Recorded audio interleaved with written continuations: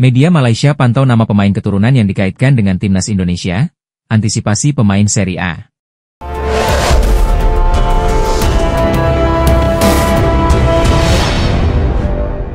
Pemain naturalisasi kini lekat dengan timnas Indonesia usai banyak pemain keturunan yang membela merah putih. Skuad asuhan Patrick Kluivert bahkan menjadi pantauan bagi negara pesaing termasuk Malaysia. Meski belum dikonfirmasi oleh PSSI, media Malaysia, Makan Bola menyoroti nama baru yang akan segera bergabung dengan timnas Indonesia. Jalan menuju Piala Dunia 2026 semakin lebar. PSSI dan Patrick Kluivert berencana menambah pemain di timnas Indonesia. Pemain itu berdarah Indonesia dan tumbuh besar di Eropa, tulis Makan Bola. Pemain yang dikaitkan adalah pemain AS Roma. Definerence back berusia 22 tahun ini memang mengakui diajak berdiskusi dengan PSSI. Definerence pemain profesional di Serie A bersama AS Roma. Jika setuju dinaturalisasi, maka bek berusia 22 tahun itu akan menjadi tambahan kualitas di lini belakang, tulis laporan tersebut. Kini skuad Garuda diisi pemain-pemain berkelas yang bermain di liga-liga top Eropa, lanjutnya. Ini tentu ancaman nyata untuk negara-negara di ASEAN, tak terkecuali Malaysia. Sekarang level Indonesia sudah berada jauh di atas kita. Malaysia, tulis Makan Bola. Nama lain yang ada dalam radar Morning Sport adalah wonderkid Vitesse, Miliano Jonathans. Pemain berusia 20 tahun itu memiliki posisi sebagai gelandang serang. Di usianya yang masih muda dia sudah bersinar dengan torehan 9 gol dan 4 assist dari 15 pertandingan, tulis ulasan laporan tersebut. Nama terakhir yang muncul adalah pemain Liga 1 Inggris, Kenzo Goodman yang sekarang membela Derby County. Meski bermain di Liga 1 Inggris, dia akan tetap menjadi nama kelas tertinggi di timnas Indonesia, tegas laporan Morning Sport. Memasuki hari ketiga pemusatan latihan atau Training Center, TC, timnas Indonesia di Bali, muncul rumor di tubuh skuad Garuda mengenai pencoretan Sandy Walsh. Bek sayap ini dikabarkan dalam kondisi cedera dan memerlukan waktu pemulihan cukup lama. Hingga Rabu 28 Mei 2025, Sandy Walsh belum bergabung dengan skuad timnas yang melakoni TC di Bali. Ia sudah melewatkan 2 kali latihan bersama skuad Garuda. Kabar pencoretan Sandy Walsh pun dibarengi rumor Garuda Caling alias pemanggilan pemain baru. Timnas Indonesia melalui Instagram resminya memberikan sinyal bakal ada pemain baru yang dipanggil, Garuda Caling, yang rencananya diumumkan pada Kamis 29 Mei 2025 siang. Manajer Timnas Indonesia Sumarji saat coba dikonfirmasi terkait pemanggilan pemain baru tersebut belum menyampaikan keterangan apapun. Panggilan mendadak sebelumnya juga dilakukan terhadap Beckham Putra Nugraha. Penyerang Persib Bandung itu menggantikan Septian Bagaskara yang cedera. Kini, tampaknya pemain yang dipanggil adalah penutup posisi Sandy Walsh yang belum bisa bergabung karena cedera. Pemanggilan pemain baru bukanlah hal yang mustahil saat pemain lain yang dipanggil berpotensi tidak bisa bergabung, seperti disampaikan sang pelatih Patrick Kluivert. Septian cedera yang kami tahu, Ragnar Oratmangoen juga cedera sayangnya. Sandy masih cedera. Saya berbicara dengan dia, masih tidak yakin apa dia bisa datang atau tidak, kata pelatih Timnas Indonesia Patrick Kluivert saat latihan. Mungkin saya bisa memanggil pemain lain, kita tidak pernah tahu, pungkas Kluivert. Menarik ditunggu, siapa sosok pengganti Sandy Walsh yang akan dipanggil Kluivert? Apakah pemain yang berposisi bek sayap kanan sesuai posisi asli Sandy Walsh, atau memanggil pemain berposisi bek tengah? Kluivert bisa saja memanggil pemain bek tengah sebagai pengganti Sandy Walsh, mengingat pemain sayap kanan sudah melimpah. Tambahan pemain center back akan menambah kekuatan lini belakang timnas. Apalagi sampai hari ketiga TC di Bali, kondisi bek tengah Jordi Amat juga masih meragukan. Meski sudah bergabung dengan skuad Garuda di Bali, namun Jordi Amat belum pernah mengikuti 2 kali latihan sebelumnya. 3 pemain yang berpotensi debut untuk timnas Indonesia saat lawan Cina, salah satunya ada Emil Audero. Pelatih Timnas Indonesia, Patrick Kluivert, memanggil 32 pemain untuk jalani pemusatan latihan, TC, di Bali. Persiapan matang dilakukan karena skuad Garuda akan hadapi 2 laga penting pada Juni 2025, termasuk hadapi Cina di SUGBK, Jakarta, pada 5 Juni 2025. Jelang laga tersebut, Patrick Kluivert tak hanya memanggil pemain andalan, tetapi juga sejumlah wajah baru. Beberapa pemain pun berpotensi jalani debut bersama Timnas Indonesia saat lawan Cina nanti. Siapa saja mereka? Salah satu pemain yang berpotensi debut untuk Timnas Indonesia saat lawan Cina adalah Emil Audero. Kiper berusia 28 tahun ini resmi dinaturalisasi di Roma, Italia, pada 10 Maret 2025. Tetapi, Emil belum juga jalani debut membela Timnas Indonesia. Dia turut dipanggil ke skuad Garuda pada Maret 2025, tetapi Patrick Kluivert lebih andalkan Martin Paes di posisi penjaga gawang. Kini, peluang Emil Audero debut membela Timnas Indonesia terbuka lebar, sebab Paes dipastikan absen saat lawan Cina karena akumulasi kartu.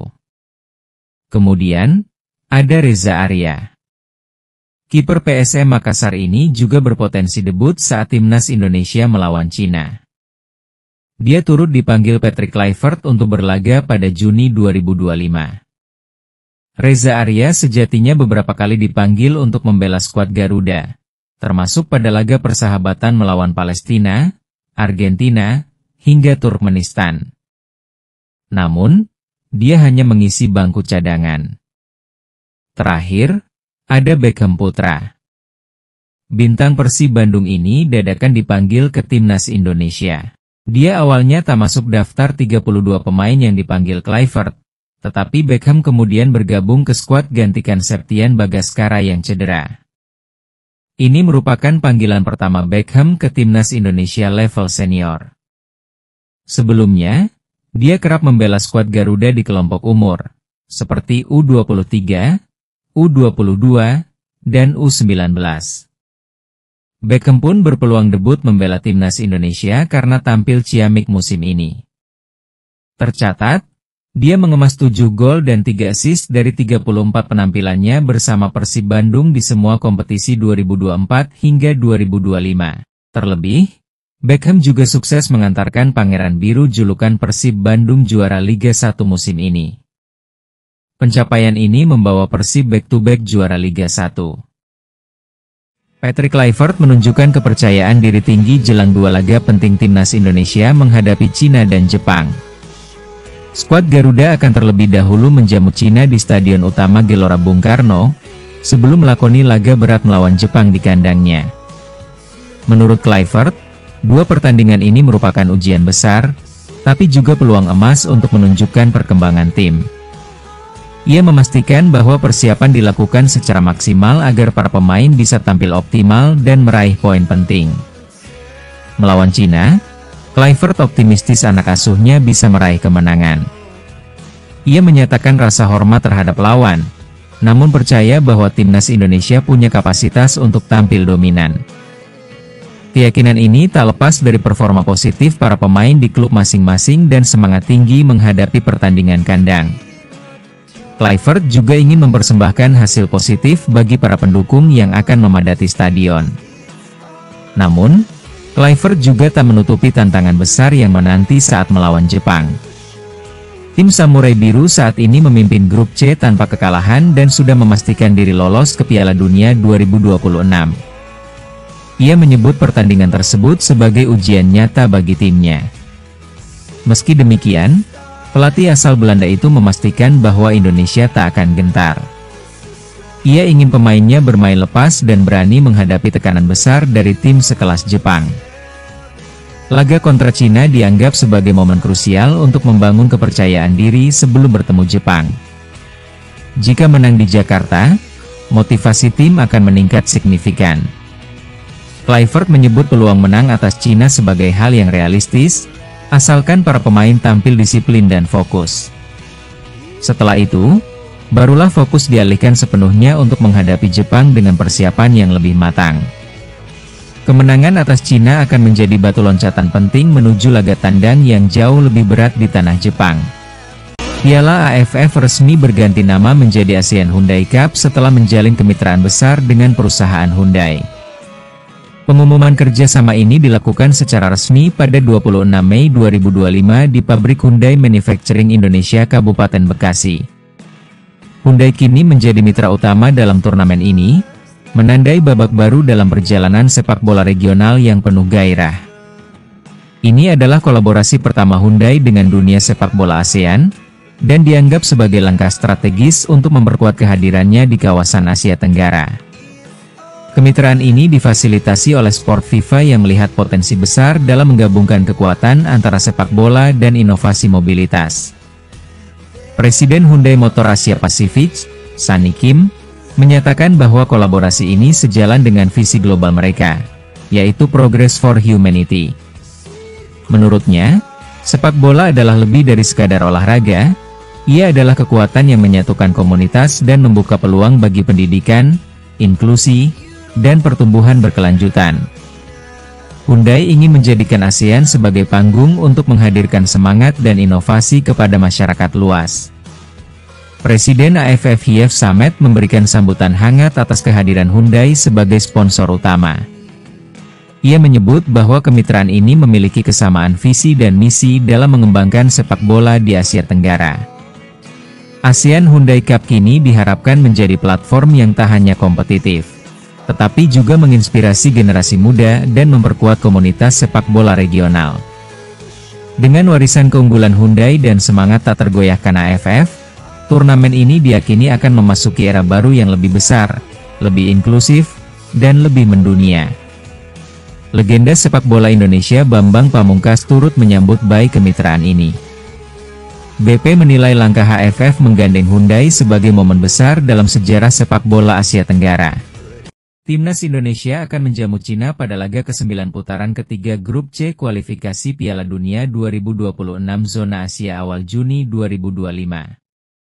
Sebagai tuan rumah, Timnas Indonesia tentu tak mau menyia-nyiakan kesempatan nanti. Pertandingan Timnas Indonesia kontra Cina digelar di Stadion Utama Gelora Bung Karno, SUGBK, Jakarta pada 5 Juni 2025. Masih ada waktu sekitar 10 hari lagi bagi kedua tim untuk meningkatkan persiapan. Timnas Indonesia dalam posisi lebih baik, berada di urutan keempat Grup C dengan nilai 9, dan punya kans lebih besar untuk lolos ke fase berikutnya. Sementara itu, di kubu Cina masih berkutat sebagai juru kunci Grup C dengan nilai 6, setelah 2 kekalahan beruntun pada periode Maret 2025. Ada sejumlah kabar baik yang bisa dimanfaatkan Timnas Indonesia demi menjemput poin penuh atas Cina. Peluang Timnas Indonesia menuju pintu gerbang Piala Dunia 2026 masih terbuka. Hasil apik pada pertandingan terakhir dengan menumbangkan Bahrain 1-0 di Jakarta, membuat kepercayaan diri pasukan Patrick Kluivert tersebut meningkat. Artinya tren positif di hadapan pendukung sendiri masih bisa terjaga saat menjamu Cina nanti. Musim kompetisi di level klub juga sudah usai, banyak pemain Timnas Indonesia yang meraih kesuksesan masing-masing. Dean James dan Kevin Dix misalnya. Kedua pemain yang sukses meraih gelar juara bersama Go Ahead Eagles dan FC Copenhagen. Ula Romeni juga berhasil mendapat tempat di Oxford United, sedangkan Jai Idzes tak tergantikan di Venezia. Tom Haye dan Kelvin Verdong juga menjadi andalan di klubnya masing-masing. Belum lagi deretan pemain di BRI Liga 1 musim ini yang baru saja berakhir seperti Ricky Kambuaya dan Egy Maulana Fikri bersama Dewa United, Rizky Ridho di Persija, hingga Ramadan Sananta bersama Persis Solo dan segera bertualang ke klub luar negeri. Pelatih kepala Timnas Indonesia, Patrick Kluivert, memanggil sejumlah pemain baru maupun wajah anyar rasa lama di skuadnya kali ini. Setidaknya ada 11 pemain yang berasal dari klub BRI Liga 1. Nama-nama baru itu memang layak mendapat kesempatan, karena merupakan pilihan utama di klubnya masing-masing serta sulit tergantikan. Rizky Ridho menjadi salah satu bek terbaik musim ini. Duo Sayuri bersaudara juga menyala di Malut United.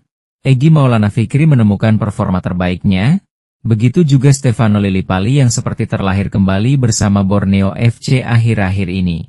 Belum lagi pemain abroad seperti Asnawi Mangkualam yang moncer di Thailand, kini mendapat kesempatan dipanggil. Faktor lainnya adalah masa persiapan yang bisa dibilang cukup bagi tim Merah Putih untuk berlatih, menyusun dan mematangkan strateginya.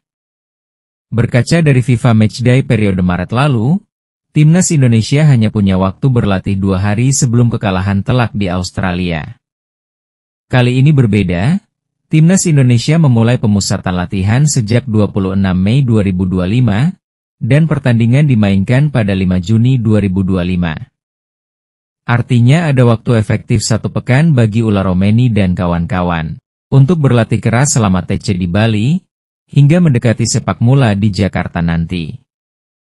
Waktu persiapan yang lebih dari cukup ini, setidaknya dapat membuat kebugaran pemain terjaga.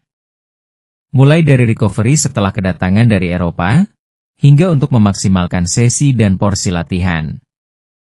Di sisi lain, seluruh pemain Timnas Indonesia bisa melakukan evaluasi dengan maksimal ketika melawan Cina, seperti berkaca pada pertemuan pertama, Oktober tahun lalu. Skuad Garuda kalah 1-2 meski lebih mendominasi permainan.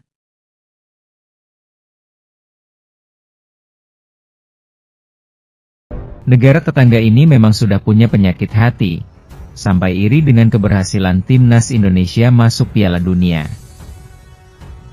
Malaysia, Vietnam dan Thailand sampai kompak tak terima dan sebut Indonesia begini.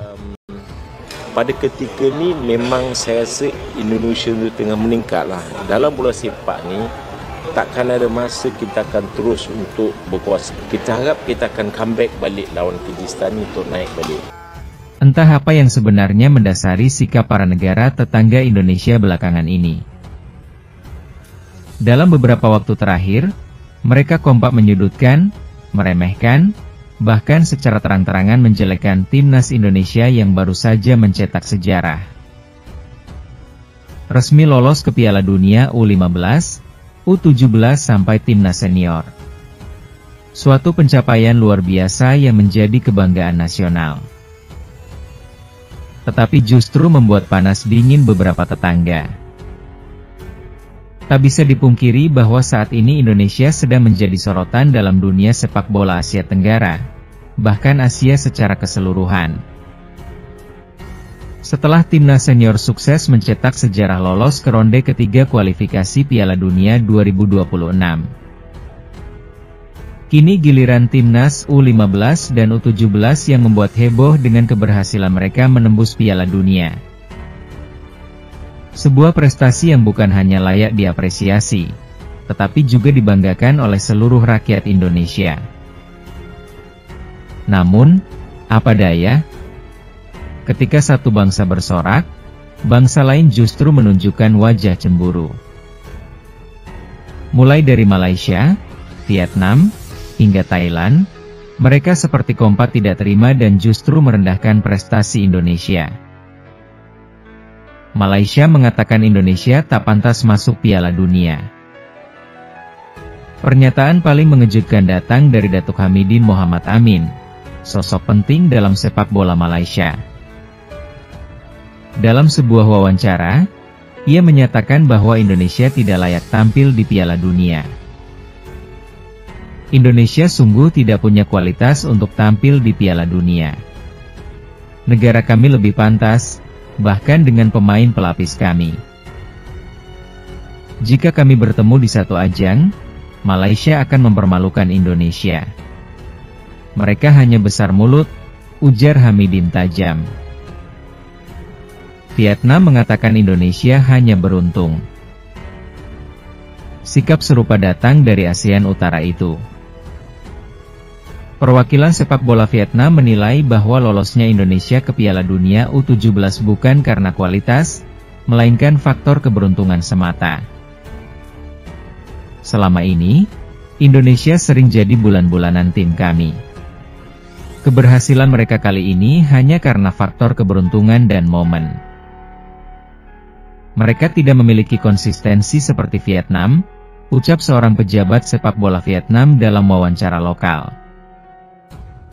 Thailand juga mengatakan Raja ASEAN tetap kami, bukan Indonesia.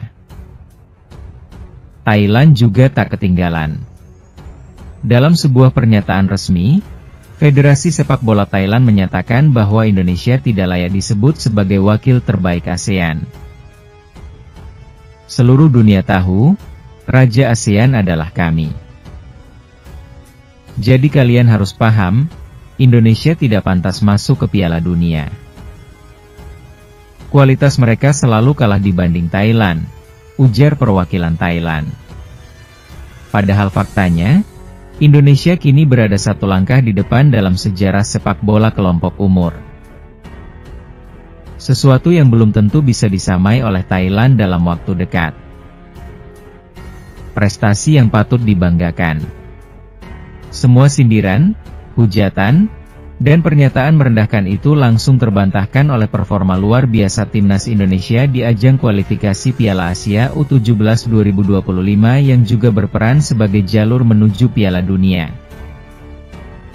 Dalam dua laga awal, Indonesia tampil perkasa, mengalahkan Korea Selatan 1-0, sebuah kemenangan besar atas salah satu raksasa Asia. Menghajar Yaman dengan skor telak 4-1, menampilkan dominasi yang tak terbantahkan. Dua hasil ini langsung memastikan Indonesia sebagai salah satu tim yang berhak melaju ke putaran final Piala Dunia U17 2023. Dan ini bukan cuma kemenangan bagi tim, tapi juga bagi seluruh rakyat Indonesia. Kecemburuan yang tak tertahankan. Keberhasilan ini rupanya sulit diterima oleh negara-negara tetangga. Ketiganya, Malaysia, Vietnam, dan Thailand, belum mampu menyusul jejak Timnas Indonesia. Mereka terus berupaya, namun gagal mencatat hasil setara, apalagi melampaui. Inilah yang memicu gelombang pernyataan negatif, mulai dari meremehkan kemampuan pemain muda Indonesia, hingga mempertanyakan layaknya Indonesia menjadi wakil ASEAN di ajang dunia. Padahal dalam dunia olahraga, seharusnya yang dikedepankan adalah sportivitas dan apresiasi atas prestasi, bukan iri hati dan nyinyiran tanpa dasar. Timnas Indonesia, bukti nyata dari proses dan perjuangan. Keberhasilan Indonesia masuk Piala Dunia usia belas bukanlah hasil instan. Ini adalah buah dari proses panjang, perbaikan manajemen, pembinaan usia dini, peningkatan kualitas pelatih dan pemain, serta dukungan masyarakat dan pemerintah. Semua itu berbuah manis, mengantar para Garuda muda ke panggung dunia. Sebuah momen yang bahkan buat negara-negara tetangga kehilangan kata-kata, kecuali dalam bentuk cemoohan. Namun satu hal yang pasti, sejarah telah mencatat. Indonesia masuk Piala Dunia dan itu adalah fakta, bukan wacana. Sesakit apapun tetangga menelan kenyataan, Garuda sudah terbang lebih tinggi dari sebelumnya. Mari kita jaga semangat kebangsaan dan terus dukung Timnas Indonesia dalam setiap langkahnya. Jangan terpancing oleh omongan nyinyir. Yang penting kita terus melaju berkarya dan membuktikan bahwa Indonesia bisa. Tak bisa dipungkiri, persaingan sepak bola antara Indonesia dan Malaysia selalu menjadi topik hangat di kalangan publik kedua negara. Meski semangat sportivitas terus digaungkan, nyatanya rasa iri dan gengsi masih sangat terasa, terlebih ketika salah satu negara menunjukkan performa yang jauh lebih baik. Hal itulah yang sedang terjadi sekarang. Indonesia resmi memastikan diri lolos ke Piala Dunia U10, dan ini langsung mengguncang jagat maya negeri jiran Malaysia. Mereka tak tinggal diam melihat kemajuan pesat sepak bola tanah air yang secara konsisten menunjukkan taji di level internasional. Publik Malaysia pun mulai ramai-ramai mengomentari pencapaian tim Garuda Muda. Tak sedikit pula yang menyelipkan nada sinis dan menyebut keberhasilan Indonesia hanya kebetulan. Dulu anggap remeh, kini tak mau akui kehebatan Timnas Indonesia. Selama bertahun-tahun, Publik Malaysia merasa lebih unggul dari Indonesia dalam hal sepak bola. Mereka menganggap sistem pembinaan pemain mereka lebih tertata dan kualitas kompetisi liga lebih baik.